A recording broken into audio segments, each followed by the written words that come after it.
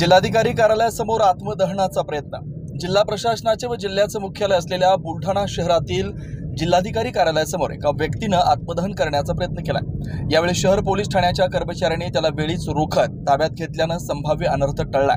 यामुळे जिल्हाधिकारी कार्यालय परिसरात पोलिसांनी काही काळ खळबळ उडाली आहे। भर वाहतुकीच्या जिल्हाधिकारी कार्यालय मार्गावर गुरुवारी हा खळबळजनक घटनाक्रम घडलाय।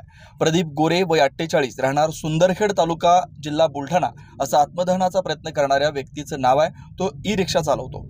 आपल्यासह अन्य समव्यावसायिक 40 व्यक्तींवरील अन्यायाच्या निषेधार्थ आणि जिल्हा प्रशासनाकडे मागणी करूनही न्याय मिळत नसल्याने त्याने हे टोकाचं पाऊल उचललंय। या प्रकरणी आज आत्मदहन करण्याचा इशारा त्याने दिला होता।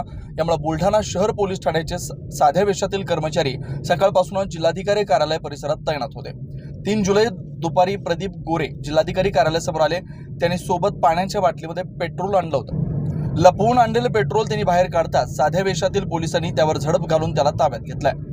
त्याच्या जवळील पेट्रोलची बॉटल जप्त करण्यात आली। जुजबी चौकशी केल्यावर पोलिसांनी वाहनात टाकून त्याला बुलढाणा शहर पोलीस ठाण्यात आणण्यात आलं। त्याने टोकाचं पाऊल का उचललं याचं कारण देखील वेगळं आहे। तसेच जिल्हाधिकारी यांच्याकडून जनतेच्या किती अपेक्षा असतात याचा प्रत्यय देखील यावेळी आलाय। शहरातील मयुरी कंपनीच्या ई रिक्षामध्ये बसवण्यात आलेल्या बॅटरी दर्जाहीन असल्याचा आरोप करत वॉरंटी असून देखील संबंधित विक्रेत्याकडून या बॅटरी बदलून दिल्या जात नाही। कंपनीसह अधिकृत विक्रेत्यांकडून टाळाटाळ केली जाते। यामुळे रिक्षा चालकांना अनेक अडचणींचा सामना करावा लागतोय। या संदर्भात 30 ते 40 ई रिक्षा चालकांनी मागील 18 जून 2025 रोजी जिल्हाधिकारी कार्यालयासमोर निदर्शन करून न्याय मिळण्याची मागणी निवेदनाद्वारे केली होती।